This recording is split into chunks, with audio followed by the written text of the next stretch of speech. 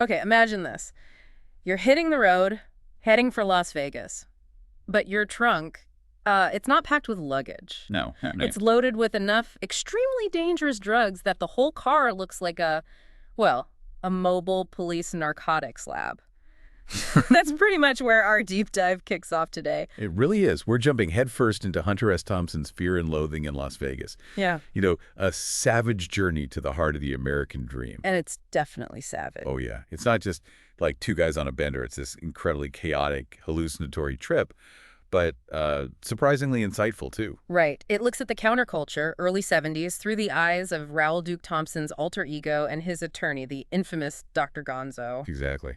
So our mission here is to unpack all of that, the sheer absurdity, the drug stuff, sure, but also Thompson's critique of the American dream, right? And how the culture was shifting back in 71. Yeah, we want to pull out the key insights from this very wild ride, help you understand what this savage journey is really all about. Okay, let's get into it. So the journey starts, where is it? Somewhere near Barstow. That's right. When the drugs began to take hold, as Yep. Thompson puts it. You've got Duke narrating, Dr. Gonzo beside him. In this car they call the Great Red Shark. Which is a red Chevy convertible, yeah. A rental, yeah. Hurtling towards Vegas. And, like you said, the immediate thing is what's in the trunk. That trunk.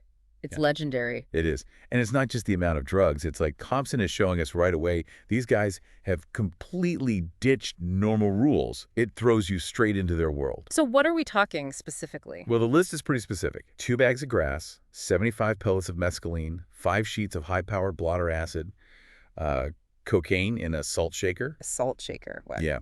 And then this whole galaxy of multicolored uppers, downers, screamers, laughers, plus tequila, rum, beer, a pint of raw ether. Ah, the ether. He flags that one. He really does. Duke worries about it. Says makes a man helpless and irresponsible and depraved. It's not just a shopping list, It's like a declaration of intent for the whole book. And the crazy thing is, their official reason for going is, well, it's almost boring. Right. Covering the Mint 400 Yeah. motorcycle race Yeah. for a sports magazine. They've got a soundproof suite booked and everything. Exactly.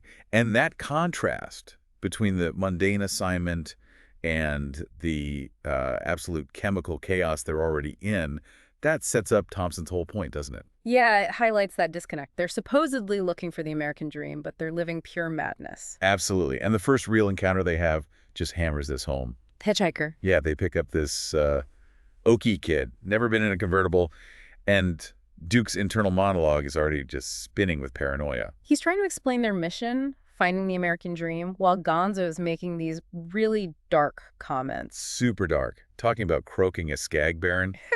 I mean, it shows how quickly they're descending into this, fear-driven, morally gray zone. It's amazing how fast that paranoia grips them. I mean, Duke actually thinks about, harming the kid. Yeah, cutting his head off. Yeah. Because he's scared the kid will report them to some outback Nazi law enforcement agency. It's totally unhinged. So, unsurprisingly, they just dump the kid by the road. Just leave him there. Yeah. Which really cements their paranoia, right? And that feeling just ramps up when they finally get into Vegas, especially the check-in at the Mint Hotel. Oh, man, the check-in. It's pure chaos, fueled by drugs, obviously. They're rushing to make the press deadline so the suite is free. And Duke is just babbling at the clerk. Seeing him as a moray eel with hideous green jowls and fangs, it's not just funny. Thompson's using Duke's messed up view to show Vegas itself as this, predatory alien place right off the bat. And Gonzo has to jump in. Dr. Gonzo, claiming Duke has a heart condition. Smooths it over, kinda, but then boom, immediate, intense hallucinations. Yeah, Duke suddenly thinks he's right in the middle of a fucking reptile zoo. The carpet's a blood-soaked sponge, lizards gnawing on people. It's just total pandemonium. Why throw them into that so publicly, so fast? What's Thompson doing there? Well, I think he's showing that Vegas isn't just like a setting. It's part of their breakdown. The city itself feels like a hallucination. Okay. And from the Mint, they dive even deeper, right? Circus Circus comes next. Yeah, Circus Circus. And that's where they cry ether for the first time. Which Duke was already worried about. Exactly. And Thompson describes the effect vividly. Total loss of all basic motor skills. Blurred vision, no balance, numb tongue severance of all connection between the body and the brain. But your brain still works. Yeah, continues to function more or less normally. So you can watch yourself behaving in this terrible way, but you can't control it. It's almost philosophical, that description, exploring control, observation. Well, completely out of control, and the place itself, Circus Circus, sounds just as nuts as their drug state. Oh, absolutely. Thompson calls it what the whole HEP world would be doing on Saturday night if the Nazis had won the war. The Sixth Reich. Wow.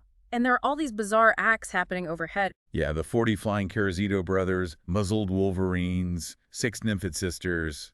Just this chaotic aerial circus above the gambling floor. So how does this, like, super artificial, over-the-top place amplify Thompson's critique of America? Well, it becomes this powerful symbol. Thompson actually says Vegas's reality is too twisted for psychedelics. Like, a normal person could seem 200 feet tall over the city. The city itself is the trip. Pretty much. Its own manufactured craziness, the grotesque wealth. Yeah. That kind of outdoes any drug hallucination.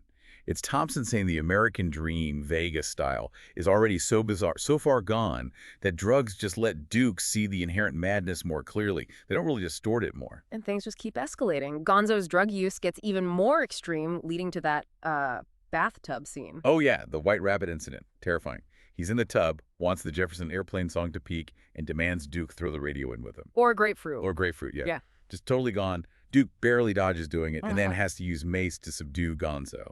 Mace. What does that moment tell us about their relationship at this point? Well, it's a serious escalation, right? Yeah. Gonzo's becoming less of a partner in crime and more just destructive. Duke is incredibly isolated, having to resort to violence just to, well, survive Gonzo's madness. It must make Duke feel even more paranoid, more compromised. Definitely. It forces him to face the real danger they're in. And ironically, right after this, they sort of renew their search for the American dream. How does that happen? Gonzo gets a telegram. A new assignment. Cover a national conference of district attorneys on narcotics and dangerous drugs, of all things. You can't make this stuff up. Right. So this sends them back on this weird quest for meaning. They end up at a place called Terry's Taco Stand, asking the waitress and cook where to find the American dream. And what do they say? They're told it might be at the old psychiatrist club, described as a mental joint, where all the dopers hang out. Okay, so they go looking for it. They do. And the discovery is, Yeah. well, it's incredibly bleak. What? It's just a huge slab of cracked, scorched concrete in a vacant lot full of tall weeds that apparently burned down about 3 years ago. Wow. So the place they thought might hold answers is just ruins. Exactly. It's a Yeah. really stark symbol, isn't it? The dream they're chasing is maybe already gone, burned out. The ideal is dead. Things get even darker somehow when Gonzo brings Lucy back to the suite. Yeah, Lucy. Described as a drug-crazed hormone monster. She's this young artist from Montana. Paints Barbara Streisand portraits. Apparently. Ran away from home, and Gonzo gives her LSD on the plane into Vegas. Just pulls her into their chaos. And Duke's reaction is pretty horrifying. He suggests they should. Yeah, his suggestion to peddle her ass at the drug convention for money is chilling. It shows just how far gone they are morally. How messed up their thinking has become. Totally. Lucy becomes this symbol of their complete moral decay, an innocent caught in the middle, and then the decision to just cut her loose. Send her off in a cab to the airport. Yeah, because they're scared she'll sober up and testify against them. It's cold, calculating self-preservation. It's really Thompson showing how that counterculture dream, for some, just dissolved into self-interest. They lost the plot. And then, as if it couldn't get worse, there's the incident with the maid, Alice. Right. She finds Gonzo naked in the closet, vomiting into his shoes. Yeah. Just, wow. And Gonzo attacks her. Physically assaults her, Yeah. ice bag on the mouth, hands on her throat. Duke just watches. It's incredibly disturbing. Thompson is really pushing the boundaries of their depravity here. How do they even try to justify that? Their explanation is just audacious. They flip the script entirely. They tell Alice she's part of a dope ring, and they're hiring her as an informant. What? Yeah, promising her $1,000 a month to report what she sees. It's pure psychological manipulation to cover their tracks, turning the victim into, like, an unwitting accomplice. It shows how their whole worldview is just completely inverted. Right is wrong, wrong is right. So after all that, they actually attempt to act like professionals at the DA's conference. Well, professionals. The absurdity is off the charts. Duke and Gonzo attend this National Institute on Narcotics and Dangerous Drugs. As what? What are their cover stories? Duke is a private investigator. Gonzo is an expert in criminal drug analysis. They even paid the registration fee with a bad check. The irony of these two being at a narcotics conference. It's pure dark irony, and Thompson uses it brilliantly. He describes the attendees as cop cream from Middle America and the actual experts. Like Dr. Bloomquist. Yeah, Dr. E.R. Bloomquist, author of Marijuana. Thompson highlights his, let's say, outdated theories. The roach-cockroach theory, the 4 states of being for pot smokers. Cool, groovy, hip and square. Wow. Sounds completely out of touch. Exactly, that's the point. Thompson's showing how the authorities, the institutions trying to deal with drugs, are just clueless about the reality on the ground. It makes Duke and Gonzo, in their own twisted way, seem almost more knowledgeable. And while this is going on, Gonzo is trying to sell drugs to the attendees. From the convertible, driving down the strip, trying to sell pure fucking smack. Which leads to this very mushy high-speed chase. It's amazing they don't get caught. Just adds to that feeling of, like, lawlessness. Totally. Yeah. And this chaotic period leads into maybe the most terrifying drug experience in the book. The Adrenochrome. Yeah, Adrenochrome. Gonzo introduces it. Now, it's important to note, Thompson kind of invented the properties of this drug for the story. Okay. But he describes it as extracted from the adrenaline glands from a living human body. Makes pure mescaline seem like ginger beer. Sounds horrific. The effects described are awful. Duke feels totally wired. Eyeball swelling, paralysis sets in. He feels like he's on the edge of a bad psychotic episode. Thompson's blurring the lines here between drug effects and just pure horror. He's created this fictional drug hell that feels even worse than the real stuff. It's like the journey itself has become monstrous. And after that experience, Gonzo just leaves. Pretty much. Suddenly decides to bail, borrows money from Duke for a plane ticket, and just vanishes. Leaving Duke completely stranded. Totally alone.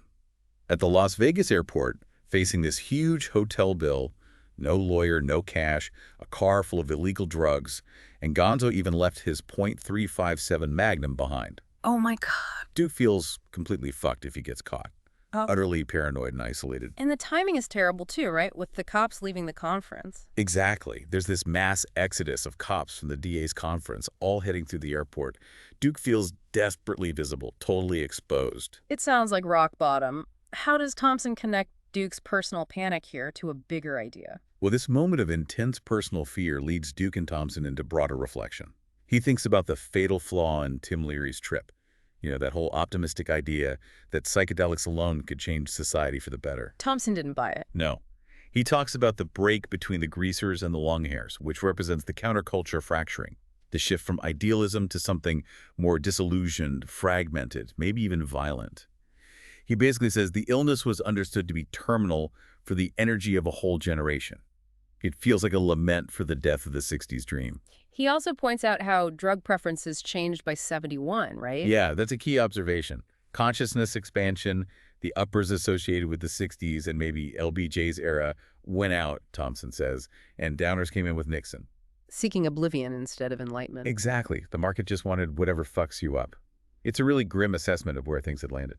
So, pulling it all together, what's the big takeaway? Fear and Loathing is obviously about drugs, but it's so much more. Oh, much more. It's really this savage, yes, but also darkly funny and unsettling look at the American dream just crumbling in the early 70s. It's Thompson bearing witness, in his unique Gonzo style, to the end of that hopeful 60s era. And it shows a society really struggling, doesn't it? With disillusionment, values shifting, this huge gap between institutions and what's actually happening. Definitely. Duke and Gonzo's journey, as extreme as it is, kind of holds up this warped mirror to America at that time. It's Thompson saying, look what we've become. Yeah. It feels like the book suggests that when reality itself is too twisted, maybe embracing the madness is the only way to understand it. It certainly challenges our ideas about sanity, truth, and perception. It makes you question everything. So it leaves us thinking, when the dream sours into a nightmare like this, what are we even supposed to be striving for? And what does it really mean to be informed or sane when the lines get so incredibly blurred? What part of this whole savage journey really stands out to you?